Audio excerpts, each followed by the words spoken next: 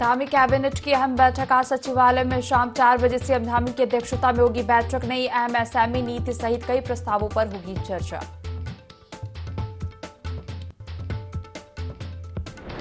बागेश्वर, नैनीताल, चंपावत में भारी बारिश का ऑरेंज अलर्ट। तीनों जिलों में बंद रहेंगे स्कूल। जिला प्रशासन ने जारी किया आदेश।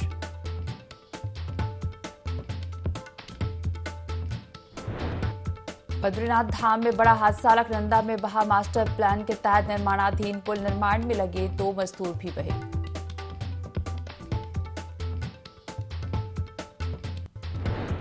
देहरादून के वसंत विहार क्षेत्र में महिला की संदिग्ध मौत। 3 महीने की गर्भवती थी मृतक महिला। जांच पे जुटी पुलिस।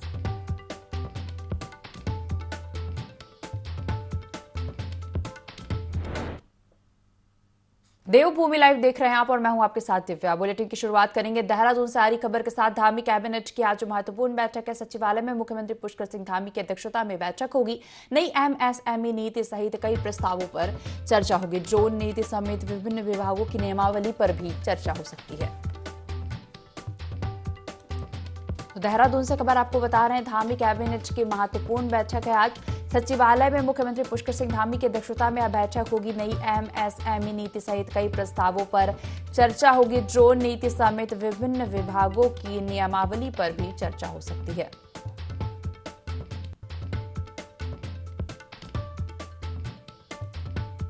देहरादून से इस वक्त की बड़ी खबर। धामी कैबिनेट की आज अहम बैठक है। सचिवालय में मुख्यमंत्री पुष्कर सिंह धामी की अध्यक्षता में बैठक होगी। नई एमएसएमई नीति के सहित कई प्रस्तावों पर चर्चा होगी। आपको बता दें, ड्रोन नीति समेत विभिन्न विभागों की नियमावली पर भी चर्चा हो सकती है। खबर पर ज्यादा जानकारी लेंगे। हमारे संवाददाता विनय सूद हमारे साथ लाइव जुड़ गए हैं। विनय, देखा जाए तो धामी कैबिनेट की आज अहम बैठक है। किन प्रस्तावों पर मुहर लग सकती है और किन विषयों पर चर्चा हो सकती है इस बैठक में? किसी तकनीकी खराबी के कारण हमारा संपर्क नहीं हो पा रहा है। फिलहाल खबरों का रुख करते हैं। धामी कैबिनेट की आज जो महत्वपूर्ण बैठक है, सचिवालय में मुख्यमंत्री पुष्कर सिंह धामी की अध्यक्षता में बैठक होगी।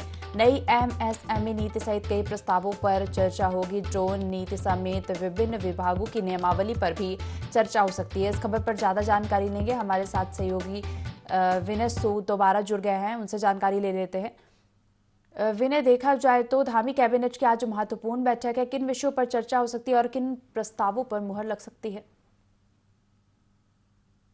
बिल्कुल, देखिए आपको बता दें कि जिस तरह से आज धामी कैबिनेट की जो बैठक है, एक महत्वपूर्ण जो बैठक है इस समय जो है ये यहाँ पर होने वाली है और ये बैठक शाम 4 बजे से जो है शुरू हो जाएगी। आपको बता दें कि इसमें 1.5 दर्जन से ज़्यादा जो है प्रस्ताव इस बैठक के दौरान यहाँ पर आ सकते हैं और कई ऐसे यहाँ पर विभिन्न मुद्दे हैं जिनको लेकर के जो है कई ऐसे विभाग हैं जिनको लेकर सरकार यहाँ पर उसमें फैसला ले सकती है। साथ ही साथ बात की जाए पीसीएस कैडर को लेकर के भी जो है यहाँ पर क्या कुछ बदलाव उसमें होने हैं और इसके अलावा यहाँ पर देखा जाए तो पशुपालन विभाग की अगर बात की जाए उसको लेकर भी यहाँ पर चर्चा की जा सकती है। बेरोजगारी से जुड़े जो मुद्दे हैं यानी कि सेवा योजन को लेकर के भी जो है यहाँ पर चर्चा की जा सकती है। तो कई ऐसे महत्वपूर्ण जो यहाँ पर विभिन्न मुद्दे जो यहाँ पर रहने वाले हैं उनको लेकर के सरकार यहाँ पर आज ये बड़ी बैठक करने जा रही है और अब ये देखना बाकी है कि किस तरीके से जो है क्या कुछ इस प्रस्ताव में किनमें से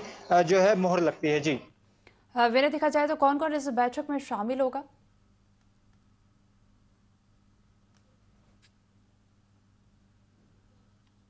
विनय, इस बैठक में कौन कौन शामिल होगा? महत्वपूर्ण बैठक है धामी कैबिनेट की, कौन कौन इस बैठक में शामिल होगा? जी बिल्कुल, देखिए इस कैबिनेट बैठक की अगर बात की जाए तो तमाम जितने भी कैबिनेट के जो मंत्री हैं सब इसमें जो है आज यहाँ पर मौजूद रहेंगे और ये सीएम धामी की अध्यक्षता में जो है ये महत्वपूर्ण जो बैठक है वो यहाँ पर होने जा रही है। इसमें अब किस तरीके से जो है क्या कुछ इसमें प्रस्ताव रहने वाले हैं या फिर किन पर जो है मोहर यहाँ पर जो है सरकार द्वारा लगाई जा सकती है, क्योंकि बेरोजगारी की अगर बात करें तो बेरोजगारी एक बड़ा मुद्दा उत्तराखंड में लगातार यहाँ पर रहा है। साफ तौर पर देखा जाए तो पीसीएस की जो कैडर हैं उनमें भी बदलाव को लेकर के जो है यहाँ पर बात की जा सकती ये साफ तौर पर आपको बता दें कि आज जो ये बैठक है, बैठक काफी अहम यहाँ पर मानी जा रही है, क्योंकि लगातार जो है यहाँ पर मुख्यमंत्री के दिल्ली दौरे भी रहे हैं। इस बीच में भी जो है क्या कुछ इसमें चेंजेस यहाँ पर किया जा सकता है उत्तराखंड को लेकर के, और क्या कुछ मुद्दे विभिन्न इसमें रहेंगे, ये अभी देखना बाकी है। जी देखा जाए विनय, तो विभिन्न विभागों की नियमावली पर भी चर्चा हो सकती है इस बैठक में।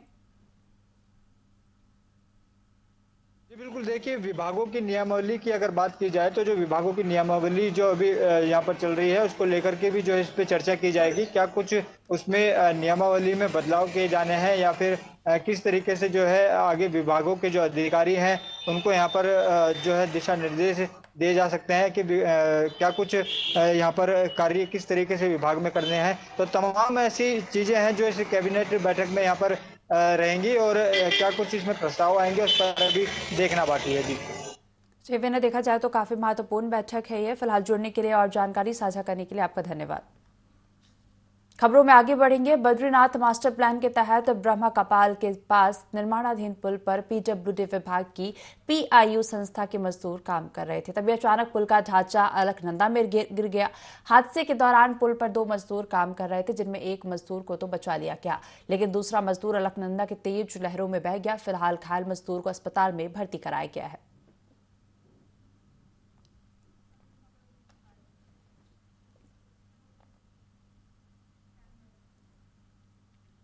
इन दिनों बदलते मौसम के कारण क्षेत्र में वायरल फीवर, डायरिया और आई फ्लू के मरीज लगातार सितारगंज के सामुदायिक स्वास्थ्य केंद्र पर पहुंच रहे हैं, जिस पर डॉक्टर रविंद्र सिंह का कहना है कि बदलते मौसम में सबको अपना ख्याल रखना चाहिए। बुखार और डायरिया के मरीजों को पानी उबालकर पीना चाहिए। वहीं आई फ्लू के मरीजों को धूप से बचने और आंखों को साफ ठंडे पानी से धोने की सलाह दी गई है।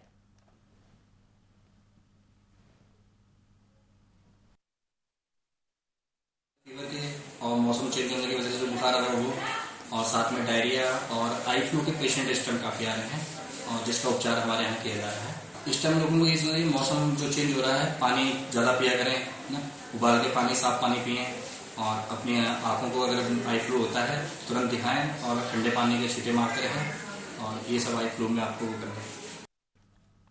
खबर बुग्गावाला के नौकरा ग्रांट गांव से है, जहां एक ग्रामीण की मनमानी देखने को मिली, जो सार्वजनिक रास्ते पर निजी हैंडपंप लगा रहा है, जिसका ग्रामीण विरोध कर रहे हैं। और इसी कड़ी में ग्रामीण उप जिलाधिकारी के पास पहुंचे। पीड़ित ने बताया कि विरोध करने पर घर में घुसकर मारपीट भी की गई। पीड़ित की तहरीर के आधार पर बुग्गावाला थाना प्रभारी मनोज शर्मा ने कार्य को रुकवा दिया, लेकिन दूसरे पक्ष ने फिर से कार्य शुरू करवा दिया है। वहीं अब पीड़ित ने एसडीएम को मामले से अवगत कराया। फिलहाल एसडीएम ने जांच कर कार्रवाई का आश्वासन दिया है।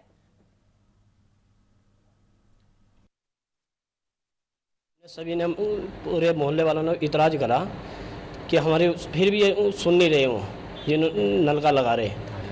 थाने हमने ये क्या है, एसडीएम साहब के पास गए। एसडीएम साहब ने भी हमें लिख कर दे दिया एसओ साहब के लिए। एसओ साहब को दिया, एसओ साहब ने हमारी नहीं सुनी, फिर भी कुछ नहीं हुआ। फिर भी मशीन लग चुकी है। हमने सब कुछ मने करने के वजह, मेरे घर वाले को मारपीट करी, मेरी घरवाली के साथ हम हम कब तक मारपीट खाएंगे। ये बोला गया कि हम थाने में फ़ोन करेंगे, हमें ये आश्वासन दिएगा, हमें पूरा बंद नलका, हमें नलका लगने नहीं देना। एसडीएम के पास आज वहाँ पे गए, परसों भी गए थे। परसों एसडीएम साहब से लिखवा के एप्लीकेशन यहाँ थाने में दी, तो एसओ साहब के पास दी। एसओ साहब ने उसमें कोई कार्रवाई नहीं की। और वो रोड के बीच में जो उन्होंने गड्ढा खोद रखा, बच्चे उसमें गिरने से कई दफ़े बच चुके। और आज उन्होंने कल रात हत्तापाई की, लेडीज के साथ मारपीट की। और आज उन्होंने, पटवारी साहब भी वहाँ पे रोकने के लिए गए थे। उन्होंने कहा जब तक परमिशन नहीं मिलेगी तो आप इसे नहीं लगाओगे। तब भी वो जबरदस्ती अपनी मुठमर्दी से उसे रोड के बीच में लगाने की कोशिश कर रहे हैं। जी, विश्व हिंदू परिषद बजरंग दल हरियाणा के मेवात में शिव पूजन के लिए गए थे, और इस दौरान तीर्थयात्रियों पर पथराव किया गया था। हल्द्वानी में घटना के विरोध में विश्व हिंदू परिषद के कार्यकर्ताओं ने प्रदर्शन किया, और इस दौरान सैकड़ों की तादाद में कार्यकर्ता मौजूद रहे। काला ढूंगी जेल रोड चौराहे पर हनुमान चालीसा का जाप भी किया गया, और उन्होंने मेवात घटना में शामिल आरोपियों के खिलाफ सख्त कार्रवाई की मांग की। साथ ही कहा कि मेवात में हुई घटना ने पूरे देश के हिंदुओं का दिल दुखाया है। जो इस्लामिक जिहादियों द्वारा 500 की भीड़ में आके जो हमारे हिंदुओं की जो शोभा यात्रा निकल रही थी, उसमें पथराव किए गए, तलवार से हमले किए गए और वहां आगजनी की गई। इसके विरोध में आज बजरंग दल विश्व हिंदू परिषद ने पूरे देश में देशव्यापी प्रदर्शन किया है और इसी नियमित आज हम हल्द्वानी में भी हमने अपने विश्व हिंदू परिषद कार्यालय पे सारे बजरंगी एकत्रित होकर आज जेल रोड चौराहे पे हम इस्लामिक जिहाद का पुतला दहन करेंगे। हम भारत सरकार से भी निवेदन करते हैं इन जिहादियों को चुन चुनकर इन पर रासुका लगाई जाए, देशद्रोह का मुकदमा करा जाए। हरियाणा के नूह में एक विश्व हिंदू परिषद का ब्रज यात्रा थी जिसमें अपने प्रतिवर्ष कई वर्षों से अच्छी संख्या में 20 से 25 हज़ार लोग आकर वहां पर जलाभिषेक का कार्यक्रम रहता है और उस नाते इस वर्ष भी 31 तारीख को वहां पर जलाभिषेक का कार्यक्रम था। तो उसी समय ठीक जिहादियों ने प्लानिंग करके उस मंदिर के अंदर गोलियों से और मोटार दागकर और पत्थरबाजी कर हमारे इस शोभा यात्रा को, जो अपनी यात्रा वहाँ पर जलाभिषेक का कार्यक्रम था, उसको खंडित करने का और अपने हिंदुओं में भय माहौल बनाने का कार्यक्रम किया और जिसमें उसमें 2 होमगार्ड सहित अपने 5 लोग उसमें शहीद हुए हैं। तो उसके विरोध में आज विश्व हिंदू परिषद ने, बजरंग दल ने पूरे देश के अंदर में 2 अगस्त को आंदोलन बुलाया है कि इस हल्द्वानी के अंदर जितना भी हिंदू समाज है उसको विश्व हिंदू परिषद बजरंग दल की ओर से निर्भय रहने की जरूरत है। अगर समाज में कभी भी हिंदू समाज के ऊपर इस तरह से कभी आघात हुआ या बजरंग दल के कार्यकर्ताओं पर कोई हमला हुआ तो उसका हम ईंट से उसका पत्थर का पत्थर जवाब देंगे। मसूरी के उप जिला चिकित्सालय में लगातार हो रही गंदगी और पानी की कमी की शिकायत आने पर एसडीएम नंदन कुमार सिंह ने अस्पताल का औचक निरीक्षण किया और सीएमएस डॉक्टर यतेंद्र सिंह से समस्याओं के संबंध में जानकारी ली, जिसमें मुख्य समस्या सफाई कर्मी, स्टाफ नर्स और पानी की सामने आई। जिसके बाद एसडीएम ने तत्काल नगर पालिका अधिशासी अधिकारी को अस्पताल में 2 सफाई कर्मियों की तैनाती के निर्देश दिए। बता दें कि मसूरी के एकमात्र उप जिला चिकित्सालय में मसूरी के साथ साथ आसपास के ग्रामीण क्षेत्रों के लोग भी इलाज कराने आते हैं। उप जिला चिकित्सालय में लगातार शिकायतें मिल रही थी। आज एसडीएम साहब का बड़ा आभारी हूँ कि उन्होंने बेस्ट समय निकाल के अपना समय अस्पताल चिकित्सालय को दिया और यहाँ इंस्पेक्शन किया और उसमें हमने अपनी समस्याएं रखी। पहली समस्या हमारी सफाई की थी, क्योंकि हमारा एक सफाई कर्मी के यहाँ कुछ कमी हो गई है जिसकी वजह से वो अचानक उसको अवकाश पे जाना पड़ा। तो एसडीएम साहब ने आश्वासन दिया है कि वो नगर पालिका से 2 सफाई कर्मी यहाँ भेज देंगे। दूसरी पानी की जो परेशानी थी, चिकित्सालय में समस्या थी, तो वो जल संस्थान वाले भी आए थे और उन्होंने आश्वासन दिया है कि कुछ पाइपलाइन की कुछ प्रॉब्लम है, तो एसडीएम साहब ने अप्रूवल दे दिया है उनको और वो भी पाइपलाइन डाल के वो ठीक कर देंगे। यहाँ पर शिकायतें आ रही थी कि अस्पताल में सफाई की व्यवस्था में कुछ कमियां हैं, तो उसी क्रम में आज का इंस्पेक्शन किया गया और उसमें अभी सीएमएस साहब को उचित निर्देश दिए गए हैं। हमारे साथ ईओ भी हैं, तो ईओ को कहा गया है कि जब तक इनकी अपनी व्यवस्था नहीं होती तब तक तात्कालिक रूप से कल से जो है नगर पालिका अपने सफाई कर्मचारियों के थ्रू यहाँ पे सफाई की व्यवस्था करेगी। उसके बाद जो है आगे इन्होंने सीएमओ एवं डीएम मैडम के यहाँ भी प्रपोजल भेज रखे हैं और इनका कहना है कि जल्दी वो प्रपोजल स्वीकृत हो जाएंगे। इसको हम भी परस्यू करेंगे और जब तक वो नहीं होता है तब तक जो है नगर पालिका के द्वारा यहाँ पे सफाई की व्यवस्था की जाएगी कल से। जहाँ तक पानी की समस्या की बात है तो अभी हमारा जल निगम का जो लाइन आ गया है तो उसमें अभी मेरी एई से बात हो गई है और इनका कुछ पैच वर्क बचा हुआ है, तो उनको निर्देश दिया गया है कि तत्काल जो है वो कार्रवाई की जाए और ये कल से वो काम स्टार्ट कर दें ताकि यहाँ पे जो एक्स्ट्रा जो पानी की जो कमी है वो पूरी हो जाए और जल्दी ही यहाँ पे पानी की पूरी समस्या खत्म हो जाए। ऋषिकेश में ई ऑटो चालकों ने सवारी को बैठाने और उतारने के लिए स्टैंड उपलब्ध कराने की मांग की है। इसको लेकर चालकों ने एसडीएम कार्यालय पर नारेबाजी करते हुए प्रदर्शन किया और एसडीएम को ज्ञापन सौंपा। साथ ही जल्द मांग पूरी नहीं होने पर आंदोलन की चेतावनी भी दी है। ई ऑटो चालकों ने कहा कि स्टैंड नहीं होने की वजह से उनको सवारी बैठाने उतारने में परेशानी का सामना करना पड़ता है। दूसरे टेम्पो चालक भी उनसे सवारियों को लेकर झगड़ा करते हैं, इसलिए जनहित में उनको नगर निगम के सामने खाली पड़ी भूमि पर 10 ऑटो खड़ी करने की अनुमति प्रदान की जाए। निगम के सामने खाली भूमि पड़ी है, जब तक उस पर कोई अन्य सरकारी निर्माण नहीं होता है, सरकार से किसी चीज़ में नहीं लेती, तब तक हमारी ऑटो यूनियन को उसमें पार्किंग का स्थान दिया जाए। क्योंकि बेचारे ई ऑटो है, पर्यावरण रहित है, सरकार खुद प्रोत्साहन दे रही है, परंतु पार्किंग ना होने के कारण वह दर दर की ठोकरें खा रहे हैं, इधर उधर पार्क करना पड़ता है। तो पार्किंग सेफ रहेगी, यात्रियों को भी सुविधा रहेगी बीच शहर में होने से, और जब सरकार चाहेगी हम उस स्थान को रिक्त कर देंगे। आज हमारी जय बद्री विशाल ई ऑटो मालिक वेलफेयर एसोसिएशन के संरक्षक के श्री ललित मोहन मिश्रा जी के साथ आकर के उप जिलाधिकारी महोदय से मुलाकात की और हमारी इलेक्ट्रॉनिक ऑटो के लिए नगर निगम के सामने पार्किंग उपलब्ध कराने के संबंध में उनसे मुलाकात की और उन्होंने आदेश जारी किए हैं पुलिस विभाग को, एआरटीओ विभाग को अभी मिश्रा जी के सहयोग से तुरंत आदेश हुए, इनका भी धन्यवाद करती है इलेक्ट्रॉनिक ऑटो। देहरादून के जोईवाला क्षेत्र में एक निजी स्कूल को बम से उड़ाने की धमकी मिलने के बाद क्षेत्र में सनसनी फैल गई, जिसकी सूचना लोगों ने पुलिस को दी। सूचना मिलते ही बम डिस्पोजल स्क्वाड मौके पर पहुंची। हालांकि डिस्पोजल स्क्वाड को कोई भी बम नहीं मिला। बता दें कि एक अनजान ईमेल के जरिए यह मेल स्कूल को मिला है। पुलिस ने मामले को गंभीरता से लेते हुए इसकी जांच शुरू कर दी है। एसओजी और साइबर सेल को भी मामले की जानकारी दे दी गई है। वाला में एक 12th तक स्कूल है, उसको वहाँ पर एक ईमेल आई थी और जिसमें ये बताया गया है कि मतलब जो भी धमकी है उसमें कि आप बम से उड़ा दिया जाएगा इस स्कूल को। उस संबंध में जैसे ही पुलिस को जानकारी मिली तो पुलिस के द्वारा इसमें तत्काल ही कार्रवाई करते हुए इसमें मुकदमा दर्ज किया गया है। और साथ में इस ईमेल ये कहाँ से आई है उसकी जांच के लिए हमने एसओजी को और साइबर सेल को लगा दिया है। स्कूल में बीडीएस से चेक भी करवाया हमारे बम डिस्पोजल स्क्वाड से, पर हमें जानकारी मिली है कि इस तरह की कुछ फेक कॉल्स दिल्ली के स्कूल्स में भी आई है। हम उसको भी चेक करवा रहे हैं कि कहीं ऐसे ही कोई इंटरकनेक्टेड ना हो इस तरह की, तो वो सारी चीज़ों को देखकर इसमें हम विवेचना कर रहे हैं।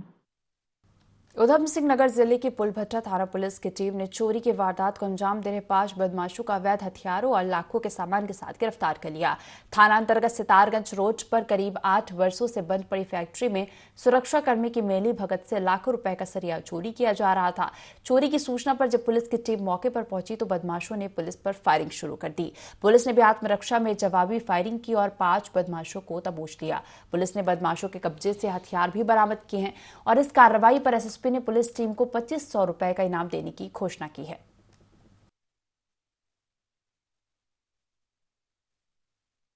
टीम के दावा बोलते ही तो उन्होंने फायर करना शुरू कर दिया कुछ असलों से, तो वी वर टेकन अबैक। हमको बाहर आना पड़ा, पहले सबको बुला के फिर असला जो है हम भी चलाना पड़ा, मजबूर कर दिया गया। मतलब फायरिंग रुकी नहीं क्योंकि वो लॉक हो गए, फैक्ट्री के अंदर थे और गेट के बाहर तो हम थे, तो कुल मिला के हमें फायरिंग करना पड़ा फैक्ट्री के परिसर में। और फायरिंग से हम उनको डाउन करके हमें जाके बल प्रयोग करके बलपूर्वक हम उनको गिरफ्तार करना पड़ा। 5 गिरफ्तार हुए, उसमें एक चौकीदार और 4 बाहर से आए हुए बदमाश। वो कहने को तो स्क्रैप डीलर है लेकिन उनके पास वेपन्स भी था, फायरिंग भी करा पुलिस। 2500 रुपए का कैश रिवार्ड है, 2 तमंचा बरामद हुआ है, 3 मोटरसाइकिलें, बड़ी ट्रक आप बगल में देख पा रहे हो, 3 बड़ी सिलेंडर, गैस कटर, वेल्डिंग सा सामान जिससे कटिंग का सामान जो कटते हैं, भारी भरकम इंडस्ट्री चला रहे थे वहाँ पे। उधम सिंह नगर जिले की पुलभट्टा थाना पुलिस को बड़ी कामयाबी हाथ लगी है। कंपनी में चोरी की सूचना पर पुलिस टीम जब मौके पर पहुंची तो बदमाशों ने पुलिस टीम पर फायरिंग कर दी। पूरा मामला पुलभट्टा थाना अंतर्गत पिपलिया मोड़ पर पेपर मिल का बताया जा रहा है। 40 करोड़ रुपए का पीएनबी बैंक से लोन लिए जाने के बाद ऋण की अदायगी न करने के चलते पीएनबी बैंक ने पेपर मिल को अपने कब्जे में ले लिया था और कई सालों से पेपर मिल बैंक के कब्जे में चल रही है। पुलिस सूत्रों से मिली जानकारी के अनुसार जब देर रात को पुलभट्टा थाना पुलिस की टीम मौके पर पहुंची तो बदमाशों ने पुलिस टीम पर फायरिंग कर दी। पुलिस ने घेराबंदी करते हुए 5 बदमाशों को 2 अवैध तमंचे तथा अन्य सामान के साथ दबोच लिया। बताया जा रहा है कि पेपर मिल के मालिक चिराग अग्रवाल और उनके पिता के संरक्षण में बदमाशों द्वारा लगातार कंपनी से लोहा चोरी और मशीन चोरी किए जाने की वारदात को अंजाम दिया जा रहा था। एसएसपी मंजूनाथ टीसी ने पुलभट्टा थाने में मामले का खुलासा करते हुए बताया कि आरोपियों से पूछताछ में इस बात का खुलासा हुआ कि लगभग अब तक 100 ट्रक माल चोरी किया जा चुका है।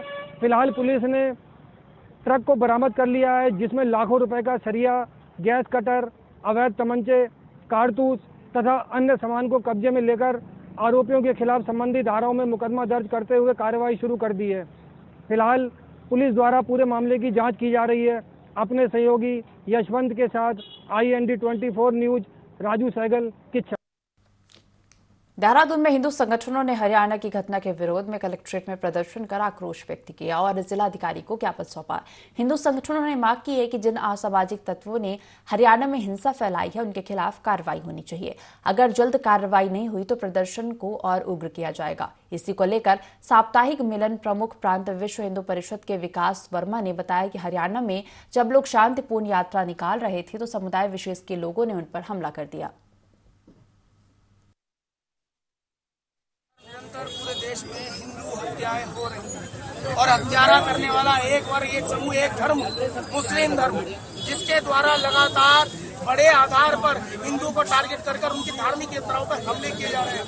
पूरे देश को लगातार हिंदू विहीन करने का जो उनका प्रयास है वह कहीं ना कहीं सफल हो रहा है। और सफल इसलिए हो रहा है कि केंद्र में जो सरकार हिंदुओं ने बैठाई थी, विकसित की थी, वह सरकार मौन है। आज केंद्र मौन है, हरियाणा में बैठी खट्टर सरकार मौन है। हिंदुओं के ऊपर लगातार आघात हो रहे हैं और जिस कोलैबोरेशन से वह सरकार बनी है उनका तो बिल्कुल स्पष्ट कहना है कि आज तक कभी भी इस प्रकार की घटनाएं प्रदेश में नहीं हुई। कहा जाए भाई, अगर लोकतंत्र है, संविधान है, कानून है, उसका पालन करने वाला हिंदू समाज है तो कहाँ गिड़गिड़ाएगा? यही तो गिड़गिड़ाएगा जिला प्रशासन के बाद। अगर आप चुप हो जाएंगे, मौन धारण कर लेंगे तो यह हिंदू समाज का ज्वालामुखी फट पड़ेगा और लील लेगा उन सभी चीजों को जो इस जिहाद के माध्यम से देश को खत्म करना चाहती है। कॉर्बेट टाइगर रिजर्व को बाघों की राजधानी कहा जाता है। पिछली गणना में बाघों की संख्या 231 थी, वहीं इस साल 260 बाघ रिकॉर्ड हुए। पूर्व में रहे अधिकारियों की मेहनत का नतीजा है कि यहाँ बाघों की संख्या में लगातार वृद्धि हो रही है। लेकिन लगातार हो रही बाघों की वृद्धि से वन्य जीव मानव संघर्ष की घटनाओं में भी वृद्धि हुई है। तराई पश्चिमी डिवीजन आबादी में लगा हुआ क्षेत्र होने के कारण वन्य जीव मानव संघर्ष को रोकना बड़ी चुनौती है और इस चुनौती से निपटने के लिए वन्य विभाग क्या रणनीति बनाता है, ये तो आने वाला वक्त ही बताएगा। 2018 के आंकड़े थे, उसके हिसाब से हमारे तराई पश्चिमी वन प्रभाग में टोटल 39 टाइगर रिपोर्ट हुए थे। लेकिन बड़े हर्ष का विषय है कि अब जो देश भर में बाघों की संख्या के जो आंकड़े प्रकाशित हुए उसमें हम जो है 39 से बढ़कर के हमारी संख्या जो है 52 हो गई है। तो जो तराई पश्चिमी वन प्रभाग है, हमारा जो एरिया है, उस एरिया में हम इस समय 52 टाइगर लेके बैठे हुए हैं। तो 52 एक बहुत अच्छी खासी संख्या है। 52 टाइगर, अच्छे टाइगर रिजर्व्स में ये टाइगर इतने नहीं है। तो इसलिए हम लोगों की जिम्मेदारी है, आम जनता की जिम्मेदारी और सभी लोग जो उससे टाइगर कंजर्वेशन से जुड़े हुए लोग हैं, सबकी जिम्मेदारी है कि हम सही तरीके से उनका रखरखाव करें। रुक करेंगे अगली खबर का। उत्तर प्रदेश के कैबिनेट मंत्री स्वतंत्र देव सिंह के बयान पर का रुड़की में विभिन्न समाजों ने विरोध किया है और इस दौरान लोगों ने स्वतंत्र देव सिंह का पुतला जलाया। लोगों का कहना है कि मुजफ्फरनगर की एक सभा में मंत्री स्वतंत्र देव सिंह ने त्यागी, कश्यप और सैनी समाज की युवतियों के बारे में अभद्र टिप्पणी की, जिससे सर्व समाज आक्रोशित है। मंत्री स्वतंत्र देव सिंह को सार्वजनिक रूप से माफी मांगे और नैतिकता के आधार पर पद से इस्तीफा दे। पहले शुक्रवार मुजफ्फरनगर में भाजपा की जनसभा थी और मुख्यमंत्री मौजूद थे योगी जी वहाँ। भाजपा के प्रदेश अध्यक्ष रहे स्वतंत्र देव सिंह, जो आज वहाँ कैबिनेट मिनिस्टर है। अपने संबोधन में उन्होंने 3 समाज को कलंकित करने का प्रयास किया, वहाँ उन्हें अपमानित करने का प्रयास किया। उन्होंने कहा वहाँ कि 2017 से पहले, यानी उनका आशय ये था कि हमारी सरकार से पहले सैनी समाज, त्यागी समाज और कश्यप समाज, इनकी बहु बेटियों को कोई भी अपहरण करता था, बलात्कार कर लेता था और उनकी हत्या कर देता था और उनकी मुकदमा भी दर्ज नहीं होता था। ये उसने अपमानित करने का प्रयास किया है और मुख्यमंत्री। इस बुलेटिन में फिलहाल इतना ही। आप बने रहिए IND24 के साथ। नमस्कार।